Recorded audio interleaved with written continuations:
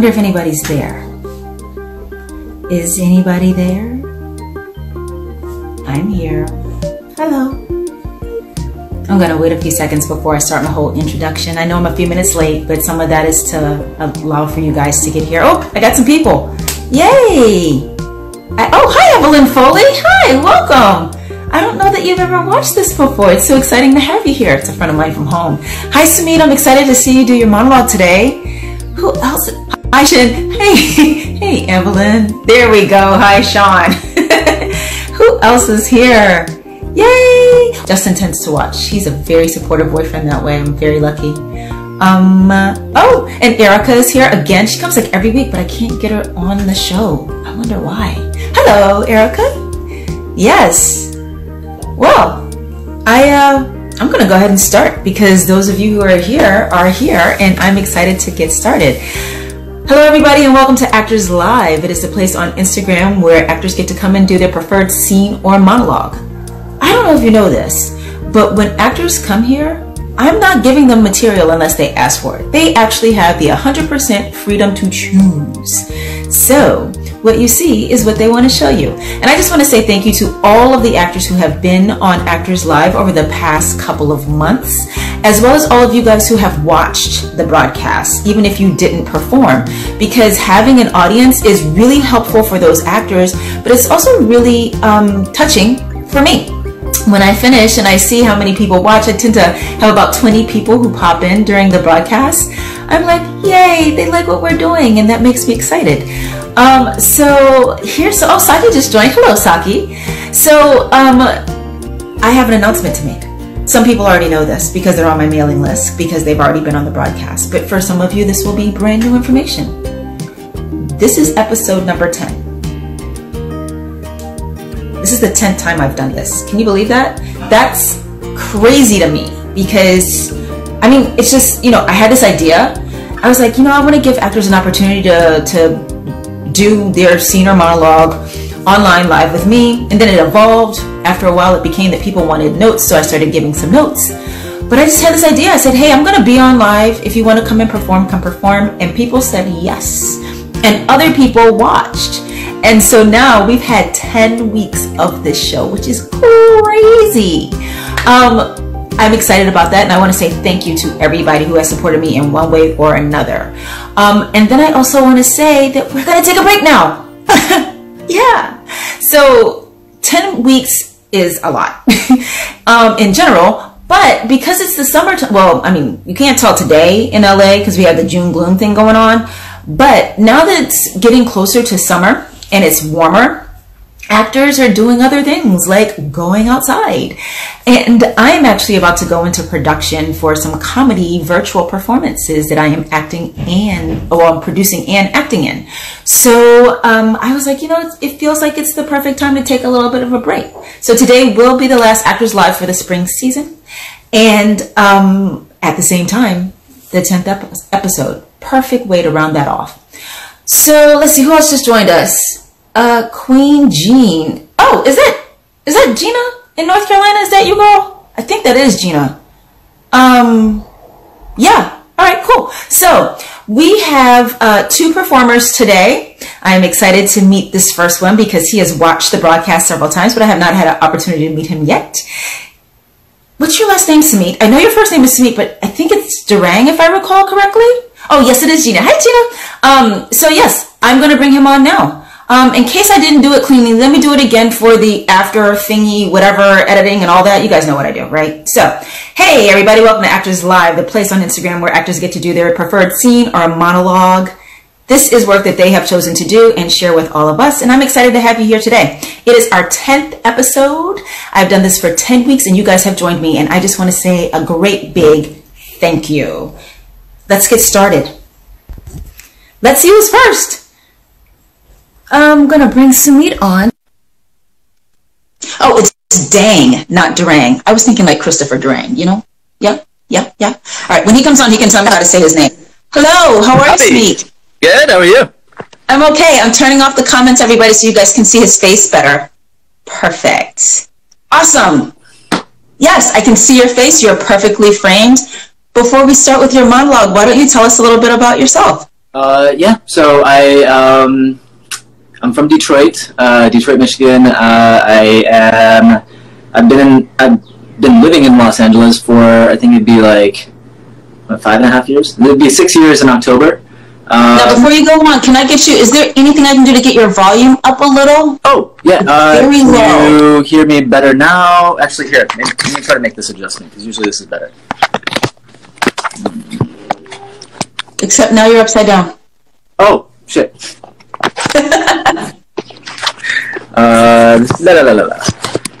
Okay, let me turn this fan off. It might be causing like some background noise. It could be the fan. It might also just be proximity to your device. Yeah. Maybe. Is this better? Yeah. Am I talking better? I think so. Scoot back over to your, I always get this wrong. Yes, perfect. Okay. Now, start over. Tell us about you. You said you're in Los Angeles, yeah? Yes. So I live in Los Angeles. Currently, I'm in Detroit. I'm back at home hanging out with mom and dad. I'm born and raised here. I've just been hanging out with them since quarantine, so it's been really wonderful having 3.5 months to hang out with my mom and dad. Since how often do we get that much time? And it's like especially if you live in Los Angeles. Like since I moved here, I see my mom 1 time a year. Yeah. And, like, and it's usually for 1 to 2 weeks. Like it's so hard to leave when you're there, you know, like because it's so ever changing. It's just like you never know when you can leave. So. Absolutely. And then not just that, it's expensive. Like, I don't know what the ticket price is from Los Angeles or Burbank to Detroit, but I can tell you to Charlotte, it's almost $500 every time. Normally it's like $600-700 at the minimum. Wait, what? To fly out here, though, during quarantine, so I flew out in March, the day before quarantine started.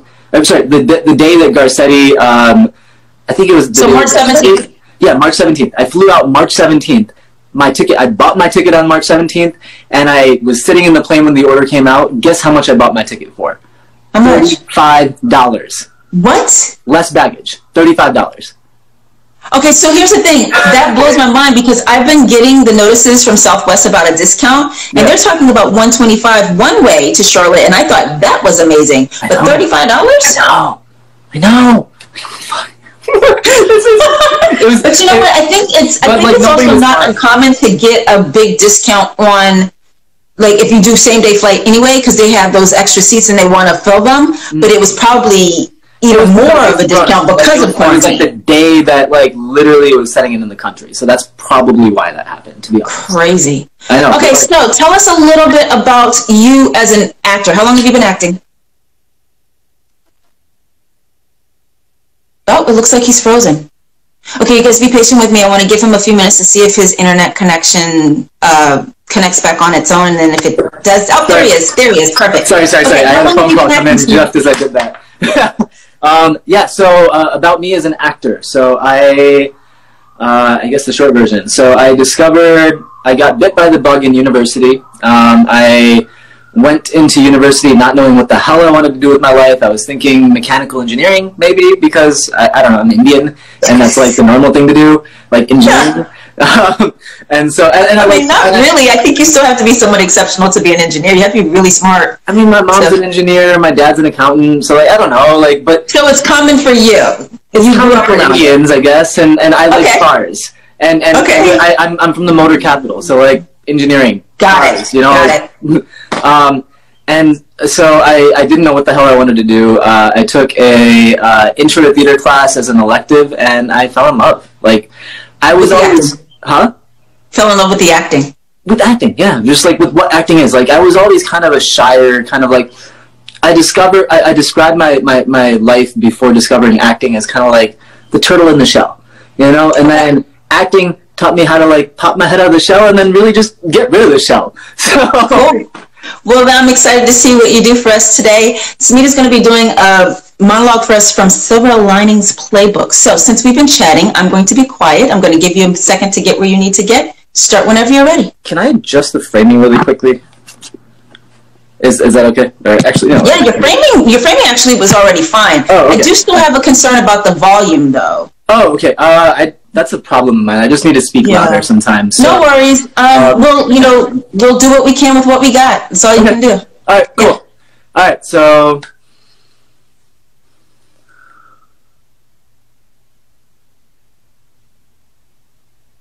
What the fuck? Stupid fucking book. I can't believe Nikki's teaching this book to the kids. I mean, the whole time, let me break it down for you. The whole time, this Hemingway guy is trying to survive the war to be with the woman that he loves, Catherine Barkley. And he does. He survives the war. After getting blown up, he survives it. And he escaped to Switzerland with Catherine. But now, Catherine's pregnant. Isn't that beautiful? Catherine's pregnant. And they escape to the mountains. And they're going to be happy. And they're drinking wine. And they dance. And there's scenes of them dancing. Which is boring, but I like it. Because they're happy. Do you think he ends it there? No. No, he writes another ending. She dies. Dad? She dies. I mean, the world's hard enough as it is. It's fucking hard enough as it is. Somebody, can't they say, hey, let's be positive. Let's have a good ending to the story.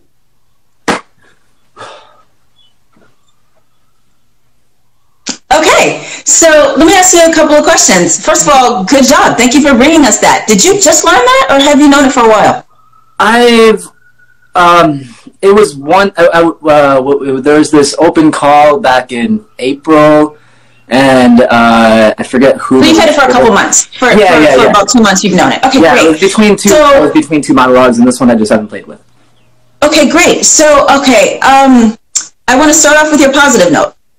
Which is the fact that you gave us a nice shift in the middle, where instead of it just being the one feeling the whole time, the indignation, you did give us a nice change in the middle. You did, however, return to the same emotional place at the end where you were at the beginning, and I want to talk with you a little bit about that in a minute. So instead of me getting 3 distinct places for the character, I got 1, 2, and then back at 1. Okay. But before we talk about that, I did want to tell you that I think that having that shift was really good. So that made me want to lean in and see more of what was coming, more of what you were going to do. All right. And then in terms of corrective notes, and I can take a little bit more time with you today, Sumeet, because we just have 2 actors. Okay. So usually when I'm like rushing, it's because I've got like so many people, but I can take a little bit more time with you. And then when Saki does hers, I can take a little bit more time with her than I normally can. I have a question for you before I give you my notes, because I want to make sure that the notes are applicable. Okay. Yeah. All right. So my first question for you is, when you first performed this piece or worked on this piece, you said it was for the open call, right? I didn't end up doing it. I was between this monologue and one from Swiss Army Man. And so you haven't ever done it for like a class or anything like that? Okay. No. Great. And then my next question for you is, how much are you a fan of the movie Silver Linings Playbook? How many times have you watched it? I've watched it, twice. Only twice? Okay. I love it. So the reason why I asked is because, and I have time, and I'm going to give you an opportunity to do it again and implement the note I'm going to give you, okay? It doesn't feel authentic. It almost feels like you're imitating Bradley Cooper. Almost. Okay. So what I want you to do is, there's something about this material that resonated with you. Tell me what that was. What made you want to even learn it, even if you didn't end up using it? What actually resonated with you about the piece? In my own personal life, I'm about positivity. I really. One more time, you're about positivity? Yeah, I really believe that a positive mindset, having a positive mindset about how we perceive the world is so important. Yes, I agree. And that's really kind of like at the core of this. Well, at the core of the movie, really, is getting over, being able to get past the lower energies of anger and frustration and anxiety and break into happiness and love and positivity. Okay, so when you do the piece this time, be in that point of view. What makes a scene work, what makes a character specific and makes a character work, you guys, is that they have a specific point of view. This is one of the things that helps make our performances in different characters not all look and sound the same. So because this is a point of view that you actually own, you don't even have to, oh, I just lost my ring light. It probably, hold on one second. It probably, yeah, it died. You know what? This is going to have to do for today. But because this is something that you actually believe and you just spoke so clearly about it, you don't have to put anything on it. This is true for you. So you're going to start again by remembering this point of view of yours, this belief system that you have that you just shared with me. Have that firm in the forefront of your mind before you speak. And that is going to affect the entire, it's going to affect the start. And so because of that, it's going to affect the entire thing. But keep your point of view in mind. Who are you talking to in the scene? I'm talking to my parents. Okay. Why are you talking to them about this book? I'm talking to them about this book because I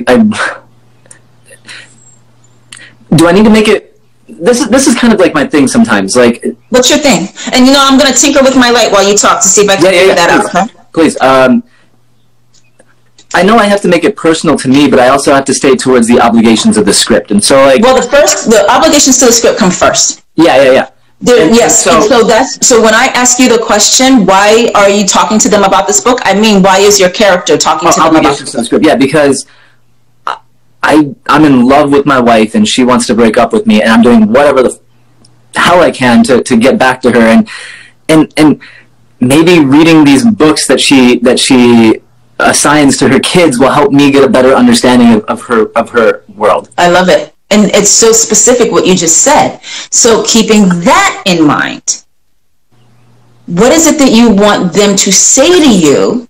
There's like whenever we talk to people, there is something that we're wanting to hear back from them.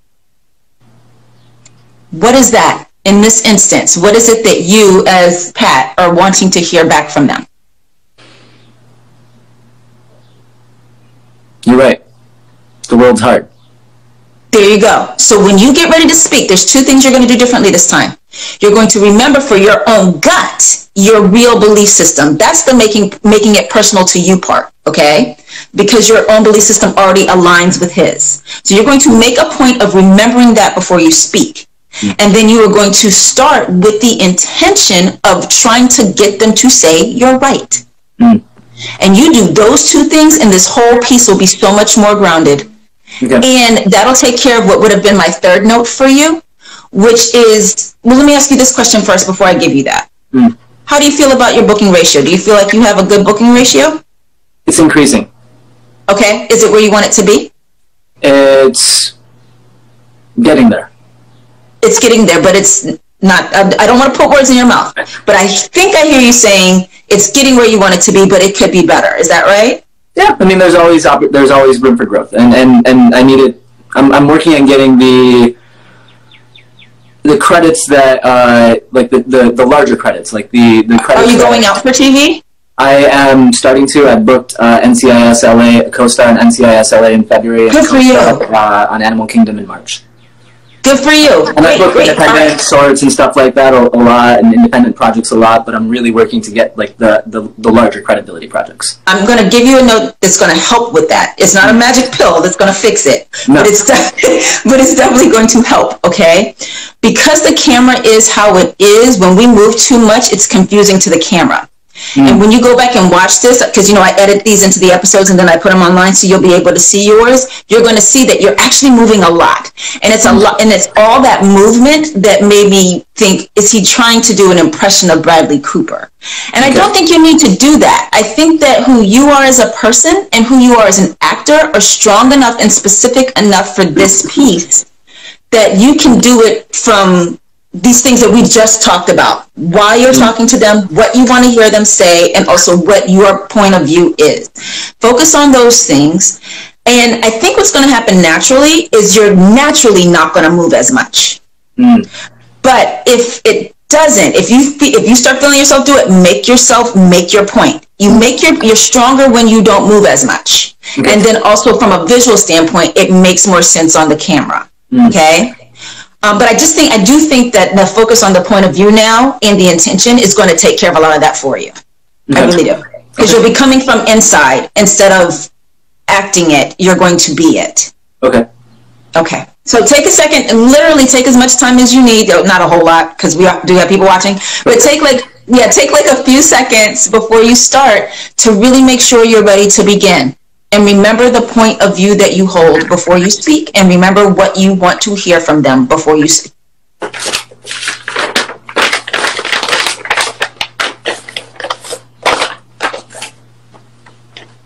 And also, one last thing. What book specifically are you talking about? I am talking about... it's an Ernest Hemingway book. Don't worry about making it right to what was there if you don't remember, but you need to make it specific now. So pick a book, any book, so that as you say this, it is landing on something real for your mind. And then that way it'll be more specific in the performance of it. Hang on one second. Let me find it.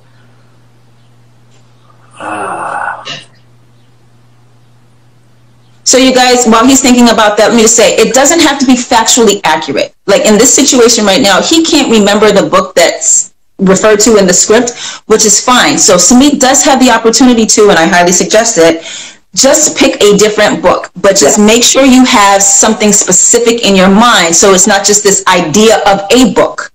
So pick a book, any book that you didn't like the ending to, and then apply these words about that. See, that's a hard thing. There's or even a movie. Or even a movie that you saw that you didn't like how it ended. Okay, I got it. Okay, there you go. And that's what we call a substitution. Okay, when you're ready. What the fuck? Stupid fucking book. I can't believe Nikki's teaching this book to the kids. I mean, the whole time. The whole time. Let me break it down for you. The whole time you're rooting for this Hemingway guy to survive the war and be with the woman that he loves, Catherine Barkley. And he does. He does. He survives the war. After getting blown up, he survives it. And he escaped to Switzerland with Catherine. But now Catherine's pregnant. Isn't that wonderful? Catherine is pregnant. And they escape to the mountains. And they're going to be happy. And they're going to be drinking wine. And they dance. They dance with each other. There's scenes of it. It's boring, but I liked it. Because they were happy. Do you think he ends it there? No. No! He writes another ending! She dies, Dad! She dies! I mean, the world's fucking hard enough as it is! It's fucking hard enough as it is. Can't somebody say, hey, let's be positive for a change? Let's have a positive ending to the story.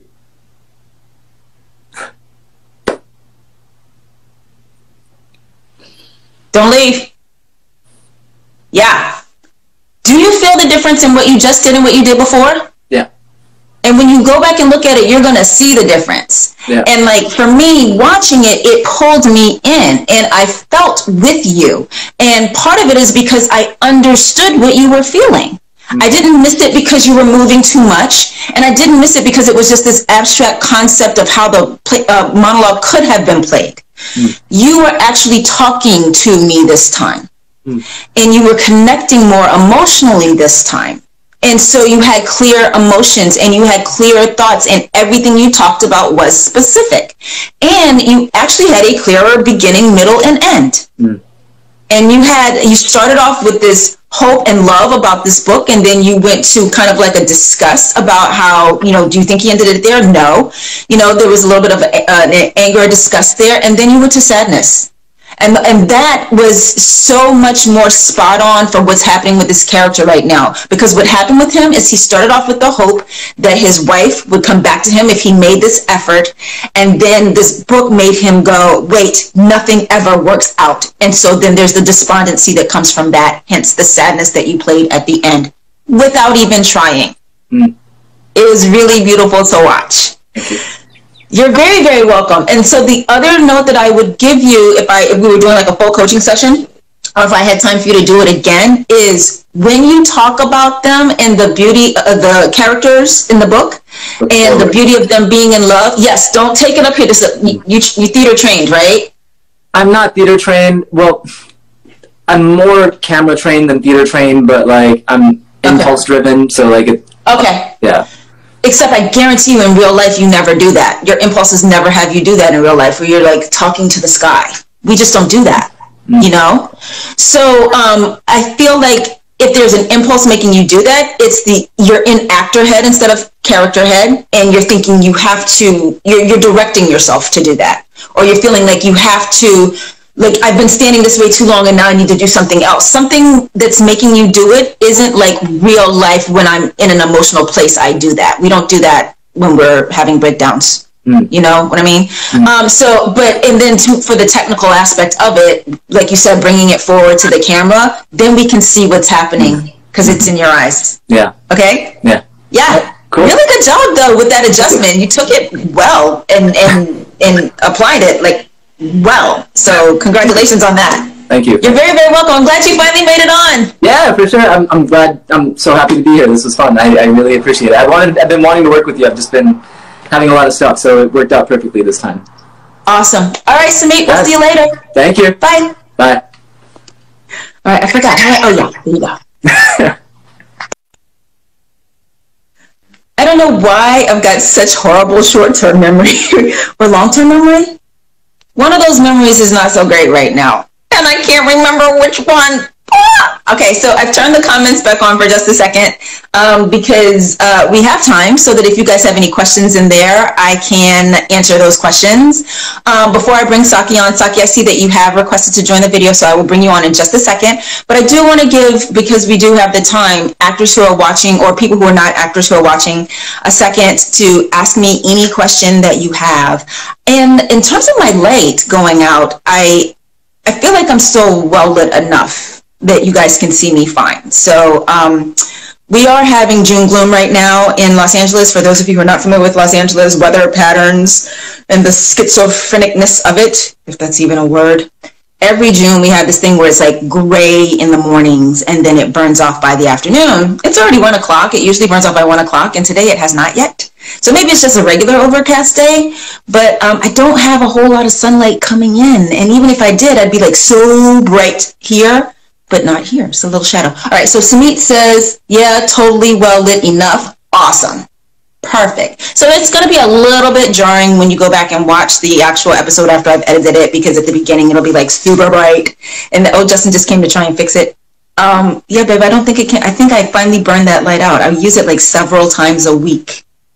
And I've been doing it for like the whole quarantine. So, okay, so he's going to do the man thing and try to fix it for me. Fingers crossed for him. I don't think it's going to work though, but don't tell him. All right. Looks like nobody's got any. Oh, you unplugged the TV. That's good.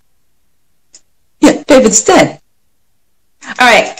Doesn't look like anybody has any questions, so I'm going to go ahead and bring on Miss Saki Miata. Thank you for trying to help me, though. All right. Saki should be coming on in just a second. She was there, but now she's gone. Saki, come back. Oh. Just want to say thank you for letting me come on the broadcast. We'll be watching for your upcoming projects. Thank you, Gina. Oh, no, honey, I don't have time to switch the lights out, but thank you. He went and got my other light. Yeah, it's just, yeah, it's going to be fine. Thank you, though. You look gorgeous, lady. What is going on with you lately? Did you have work done? I have like all these Zoom meetings and stuff, so you know, it's like I used to be so no makeup on, but now I'm like, yeah, I got makeup on in the morning. Okay, so everybody, this is how fakakta my brain is lately. When Saki came on just now and she started talking and I couldn't hear her either, I went, I wonder if it's my volume. Let me turn my volume up. And that's exactly what it is. So Sumeet, apparently you were fine and it was my device that was fine because I didn't have it turned up as high as it should have been. So Saki, no, you're fine now. It was just, it didn't even cross my mind. Didn't even cross my mind. 40 brain, y'all. Boom. All right, so I'm going to turn off the comments so Miss Saki can do her piece. I'm glad you were able to, Oh, Sumeet is laughing at me. Yes, yes, yes. I'm an old lady, man. Turning off commenting so we can see Saki's face. Perfect. So, yeah, but you do look really good.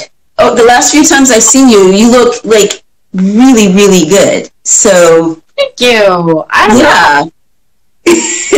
Well, like you said, it's probably the fact that you have on makeup, and I'm just not used to seeing you with makeup on. That's right. So, what are you doing for us today? Saki's been on the show before, so I'm not going to have her tell us she's been on several times, actually. So I'm not going to have her tell us too much about herself, because we already know. And if you don't know, go back and watch the past episodes. They're on my IGTV. Saki, what are you working on today? So this is an audition piece, comedy, multi-cam. Oh, yes, that's right. You sent it to me. Okay. Yeah. Okay.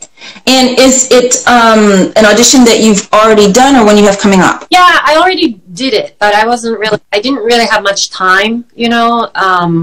So I kind of want to like keep on working on it.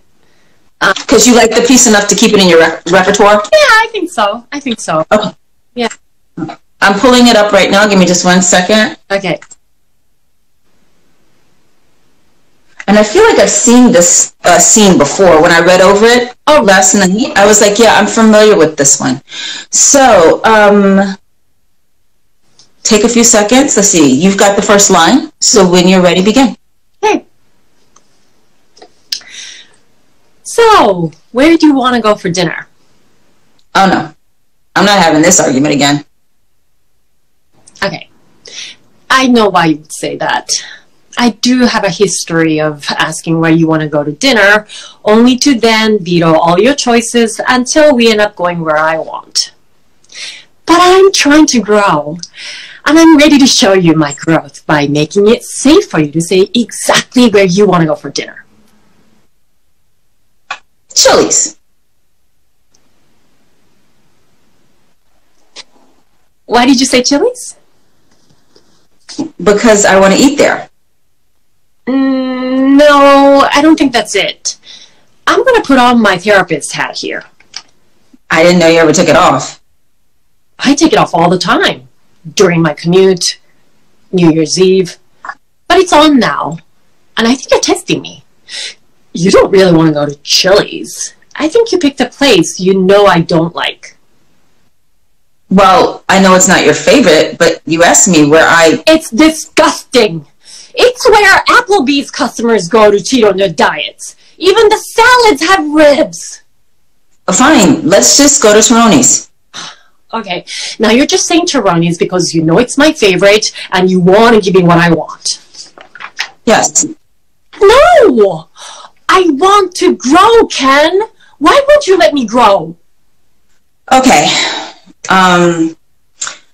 I want to go to Taroni's, not because it's your favorite, but because it's my favorite. And we haven't been there since the last time you made me go there. Please, I beg you, let's go to Taroni's. See, this is what I love about us. We're always able to talk these things out and find a compromise. What time is our reservation at Taroni's? 7. Good. Okay, so Saki, that was not bad at all. In fact, as far as your delivery goes for comedy, you didn't... There's this thing that I've seen you do a few times where you like put on like, I'm acting comedy now. Right. And you didn't do that. Oh. You didn't do that. Yeah, no. Instead, what you did is you did keep it positive, which is, that's the thing that you were trying to do with the whole I'm acting comedy now, but you were missing it because you were putting something on. Right. Instead of, right. But this time you didn't do that, which was good. And yeah, and you still kept it, you know, upward energy, which is what we have to have for all comedy, but especially double space comedy, which is multi-camera comedy, which is what Saki was just doing. There's more room for us to be snarky or sarcastic with the single camera comedies. But with these, it's more along the lines of, even when you're saying something that's like totally mean, your character enjoys being mean, so that makes it a sweeter, more upward meanness, if that makes sense. Can you tell us again the difference between multicam and a single cam? Sure. Well, the two main differences, and I assume that you're not meaning in terms of the formatting of the scripts, right? Right. Okay. Because I know that you know that. For those of you who don't know that, the difference in the formatting of the scripts is single camera comedy is single space, the same way a film is, and multi-camera comedy is double space. So just think multi-double, single. So when you get a script that's a comedy and it's single spaced, it is a single cam. And if it's double spaced, it's got multiple spaces, it's multicam. But in terms of the comic differences, with a multi-camera comedy, you have set up punchline, set up punchline, set up punchline. You have the comedy coming from intentional jokes. And the typical writing rule for a good multi-camera comedy is that there are 3 jokes per page. Okay? Yeah. So they put a lot of thought, these network ones in particular, put a lot of thought into making it good, making it right. When it comes to the single camera comedy, your comedy comes from the relationships between the characters. So that's where you'll have situations like, for instance, in Parks and Recreation, right? Are you familiar with that show? Mm-hmm. Do you remember the character of April, played by Aubrey Plaza? She was the cynical, kind of like, you could call her mean, dark hair, kind of snarky all the time. I've only seen it once. I can't really... Oh, you only saw it the one time. Okay, so then it's not a good example for me to use. What's a single camera comedy that you are familiar with? I can think of a lot of double cam, like Friends and stuff, but single... But I'm trying to give you the example of single cam. You don't watch those at all? Maybe not. Which ones are they? So, for instance, Curb Your Enthusiasm is single. I can't use that one as an example because, as you know, so Saki and I have both been on Curb Your Enthusiasm. Haha. But as you know from that, we didn't have a written script. They gave us the scenarios and we improvised. Actually, no, that makes it a great example. That makes it a great example. And here's why. Because it's about the relationships, right? Mm-hmm. So when you have 2 characters who, by nature of their personalities, come into conflict with one another, mm-hmm. that creates your comedy in single cam. So a great example from Curb Your Enthusiasm in particular is Larry and Susie. Got it? Yeah. Yeah, okay, great. So, great question, Saki. With this one, and that brings me to, I want to start with I did give you your positive note, which is that you did not do the whole, I'm acting comedy now. It didn't feel false. You did a really good job of that. The corrective note that I would give you as you continue to work on this, your first assignment is go through and find the jokes so that they don't get just rolled over as regular conversation that you hope people laugh at. Right. You need to find the jokes, and I got this from Amy Linden, circle them.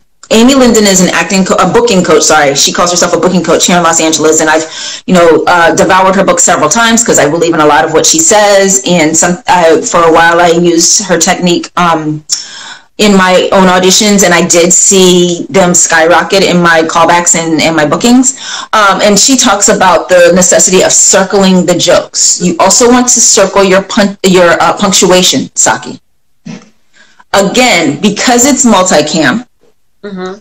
And you don't want everything just rolling over and the jokes getting missed. Right. So the punctuation helps us find the jokes, and then having found them yourself within your homework, mm-hmm, mm-hmm. helps you know this is for a laugh. This is the setup for a laugh. Mm-hmm, mm-hmm. What's your character archetype is the other thing that I would have you focus on. So we do still have a few minutes. Let's talk about that for a second, okay? Yeah.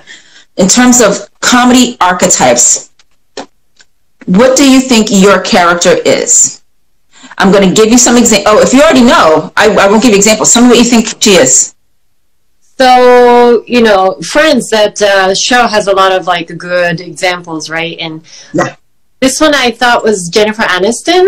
It could be any of the 3 ladies, but I could do Phoebe character. But yeah, I understand. I make it stronger. Okay, so it's not about making it stronger. It's about there are actual character archetypes. Okay. So for instance, getting back to your example of Friends, guys, you guys are getting a ton of information today. So getting back to your example of Friends, There is a comedy school here in Los Angeles that I took class at for a while, and the owner and main teacher of that comedy school is Gunnar Todd Robacher. I hope I'm saying his last name right. And he says that he created these archetypes. Now, I have found this information that he shares very, very helpful as I prep comedies now. So I want to share it with you, okay? He's got 10 archetypes that he teaches. And going back to Friends, Phoebe is the eccentric archetype of his. Rachel is the narcissist archetype of his. And Monica is the neurotic archetype of his. So with that being the case, this character that you just played can't be all three of those. Right. They're very different archetypes, right? And so to find the clue of what archetype it is that you're working in, and that is where you want to start with any of your homework, especially for comedy, your clues are in the writing. So here are some of your lines. You say, so where do you want to go for dinner? Okay, I know why you would say that. I do have a history of asking where you want to go to dinner, only to veto all of your choices until we end up going where I want to go, but I'm trying to grow and I'm ready to show my growth by making it safe for you to say exactly where you want to go. And so he says exactly where he wants to go, and then you say, why did you say Chili's? I want to eat there. No. And then it goes on, and she doesn't accept what he says, and she also overthinks the whole thing, and she's controlling the whole situation, and she wants it to go a certain way, and she's already made the reservations. So if you were to pick from those three, because I'll tell you this, the answer is in one of those three that we just talked about from Friends, even though there are 10 comedy archetypes that Gunnar teaches, but the answer is in just those three that I mentioned. So out of eccentric, neurotic, and narcissist, which one do you think your character is? I think it's narcissist. Oh, but no. Oh, or I'll give you one more guess. Neurotic. Yes, she's extraordinarily neurotic. And one of the great indicators of a neurotic character is a lot of times they work in mental health. They are trying to solve crazy because they are crazy. Yeah. Frasier, Niles Crane especially, you know? So, yeah. Now, I knew you were going to say narcissist, or I had a feeling. I didn't know. But I was like, she might say narcissist because this character does seem to be trying to get what they want, right? All characters do that. All characters try to get what they want. So the narcissist wouldn't have even asked this character, the husband, to weigh in. Right. A great example of a narcissist in multicam again is Charlie and Alan's mother in 2.5 Men, where it's just me, only me, all the time, me. Okay? So now that we've talked about that, and we do have a couple minutes left, I want you to think about what it means to be neurotic. I don't know, I can't give you the time to go in and find the jokes for this one, because that would be the other thing I would want you to put on this second read. But I do want to give you a few seconds, and I'll talk to the audience while you do it. Go through really quickly, scan it, see if you can find the jokes so you make sure you don't miss them. But when you do this next take, you are going to remember that she's neurotic. Yeah. And it just means that her mind gets out of control. She worries. And so in this case, she's worried about eating at Chili's because it's not healthy. But she also worries about coming off like she's so selfish. Another indication she's not narcissist.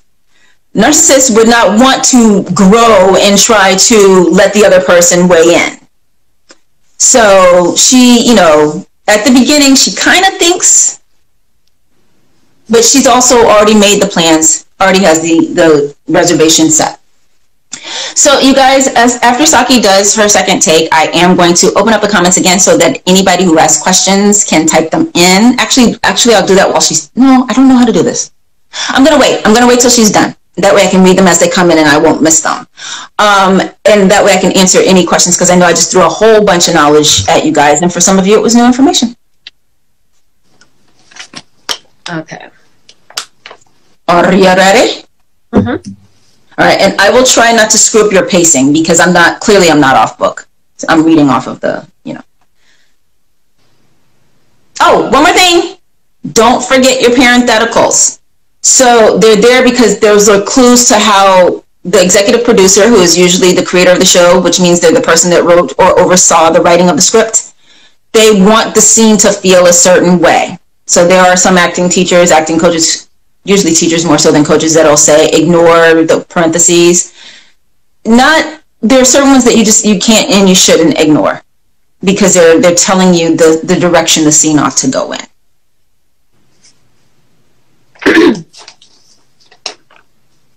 So, where do you want to go for dinner? Oh no, I'm not having that argument again. Okay, I know why you would say that. I do have a history of asking where you want to go to dinner, only to then veto all your choices until we end up going where I want.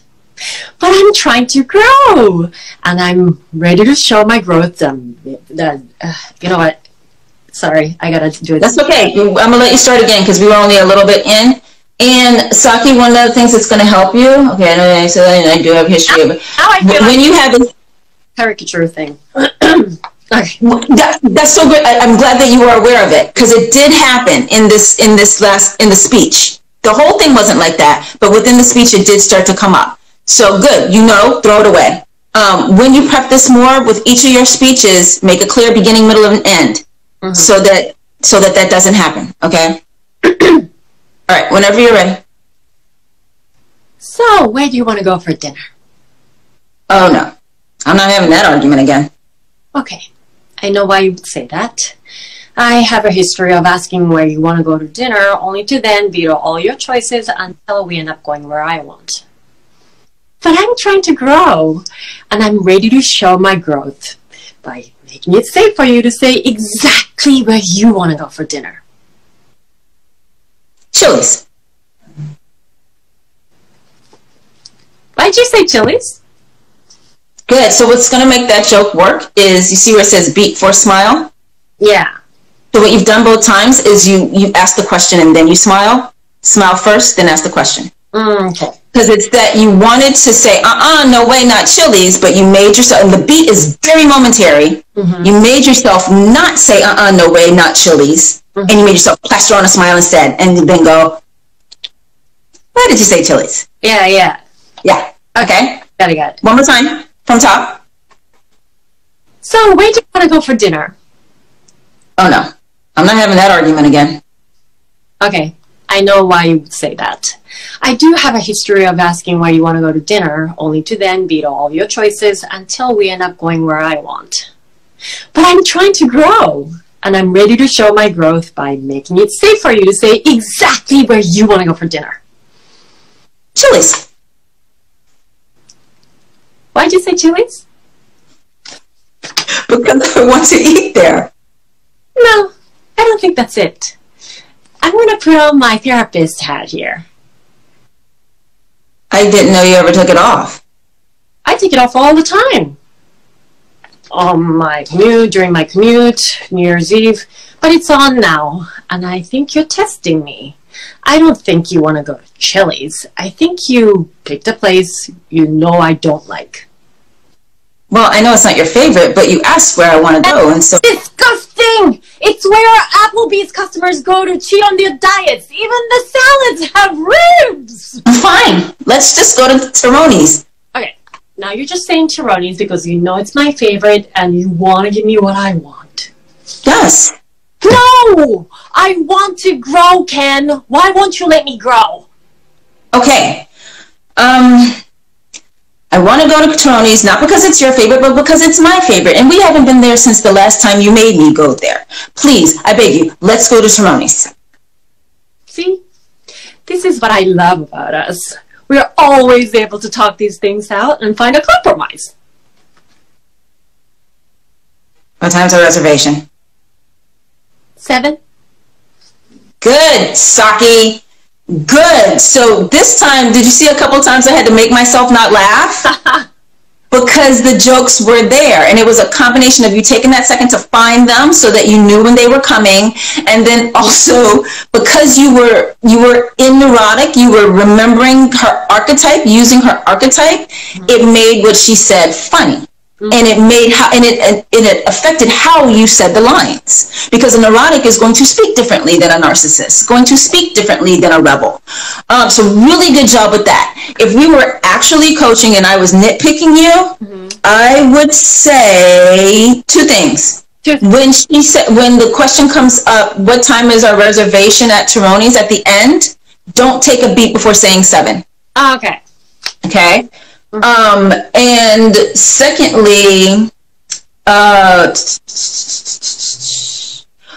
that section on page 3 where you said, no, I want to grow, Ken, why won't you let me grow, was so beautiful. It was delicious in how funny it was.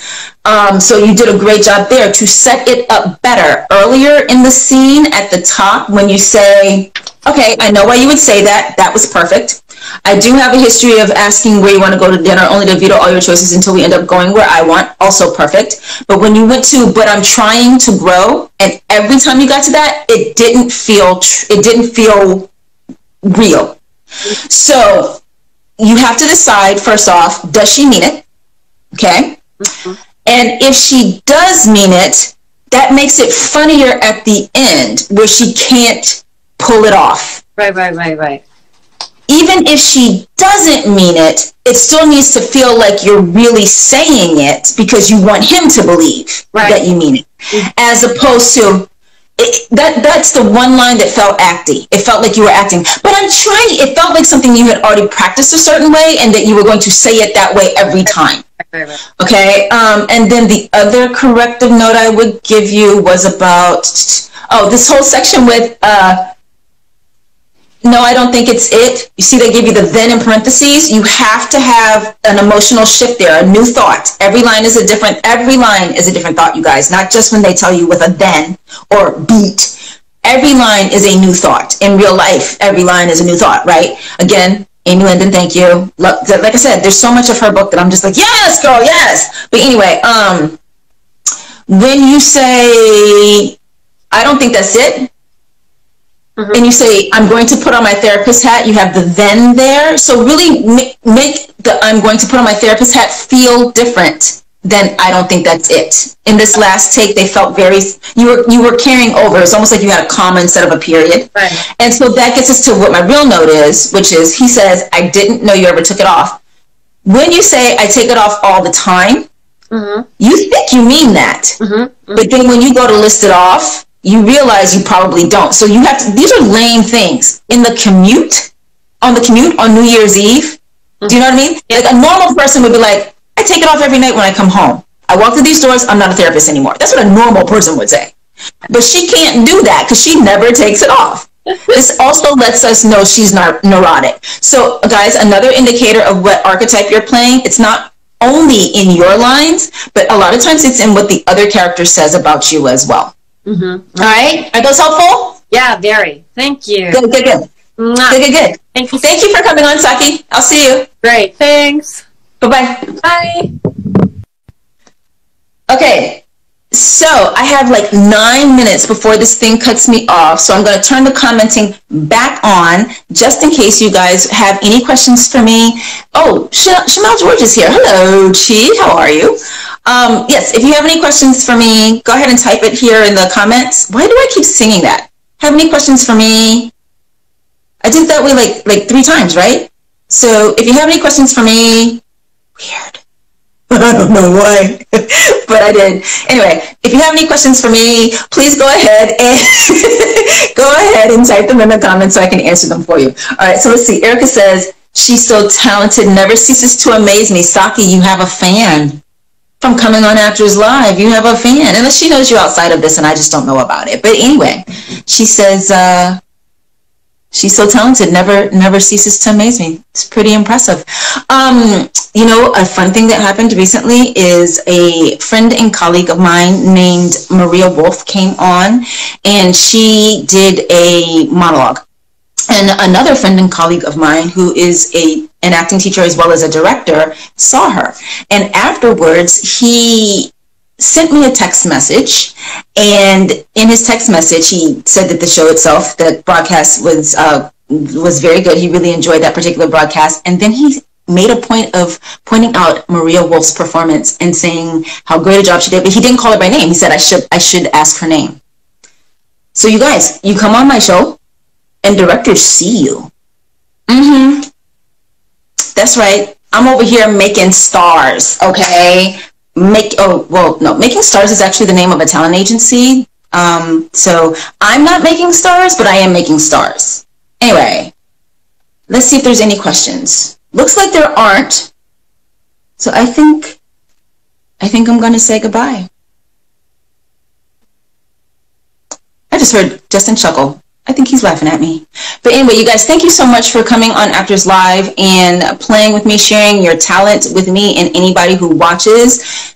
I say it every week because I mean it every week. When you come on this show and you do that, it is so brave. Saki says, woohoo, thank you, Shon. You are very welcome, Saki. It is very, very, very brave when an actor comes and shares their talent in a live platform like this. And it's especially brave when they know that they've given me permission to give them notes. Because y'all, that's like I have a scalpel. It's like I'm the scalpel, right? I'm just like cutting it up. I'm like, it's this and this and this and do this.